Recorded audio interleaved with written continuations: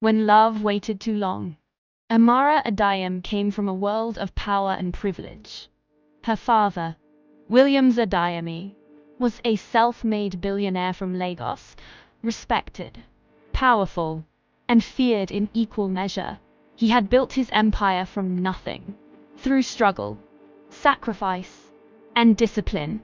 If you like this movie, please hit the subscribe button, like, and comment. Your support helps this channel grow. Dan came from a different world. He was also Nigerian, but from an average family. His parents were not rich, but they were loving. They sacrificed everything they had to send him to university in the United Kingdom. Dan carried that sacrifice with him everywhere. Every lecture he attended, every book he opened, every late night he spent studying, he remembered home. He remembered his mother's prayers. He remembered his father's quiet encouragement. He remembered that failure was not an option. And then he met Amara. Not in Lagos, not at a luxury event, not through family connections. They met as new students at university in the UK, was where their worlds collided. They met during Freshers' Week at the University of Manchester. Two new students in a sea of nervous faces. The first time their eyes met was in the international students' orientation hall. Amara, elegant even in simple jeans and a sweater, caught Dan staring. Instead of looking away, she smiled. That single smile would haunt him for years. Their friendship started simply shared lectures, late library sessions, and long walks under grey English skies. They talked about everything: missing home, the pressure of expectations, the cold weather, and their dreams for the future. Dan never treated her like the daughter of a billionaire. He teased her when she complained about British food, made her laugh until her stomach hurt, and listened when she spoke about feeling trapped by her last name. Amara, in turn, saw Dan for who he truly was: intelligent, ambitious, kind, and real. One rainy evening, after hours of studying, they found themselves alone in an empty lecture hall. The lights were dim, rain tapping gently against the windows. Amara looked at him, her voice soft and uncertain. "Dan, what are we doing?" He stared into her eyes, heart pounding. "I don't know," he whispered, "but I can't stay away from you anymore." In the quiet glow of the room, he gently took her hand. Their fingers intertwined, warm and trembling. That was the night they stopped pretending. Their love grew in tender, stolen moments. Late-night video calls where they'd fall asleep still on the line. Quiet kisses in hidden corners of campus. The way Dan would wrap his jacket around her when she felt cold. The way Amara would rest her head on his shoulder, feeling safe for the first time in her life. For over a year, they lived in their secret paradise. But love does not exist in isolation. When Amara returned to Lagos for Christmas, everything changed. Her mother caught her smiling at her phone during a late night call with Dan. The next morning, both parents confronted her in the family room. Williams Adeyemi's voice was deep and commanding. "I know about the boy. He has nothing, Amara. Nothing." Her mother's words were quieter, but they cut deeper. "This is not your level, my daughter."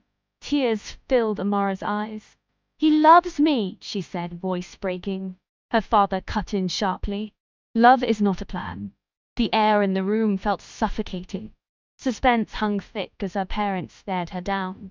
Amara felt her entire future balancing on the edge of a knife. Later that night, unknown to Amara, her parents had a tense conversation. Williams admitted he had investigated Dan. The boy was brilliant, with remarkable potential.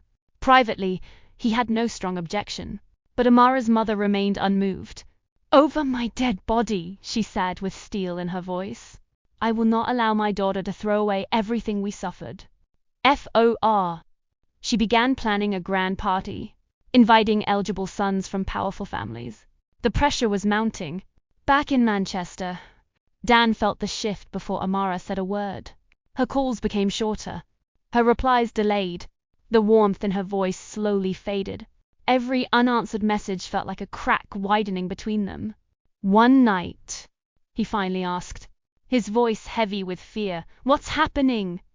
Amara, talk to me. When she finally broke down and told him her parents knew, the silence on the line was deafening. Do you want me to fight for you? Dan asked, voice trembling. Or should I let you go? Amara couldn't answer.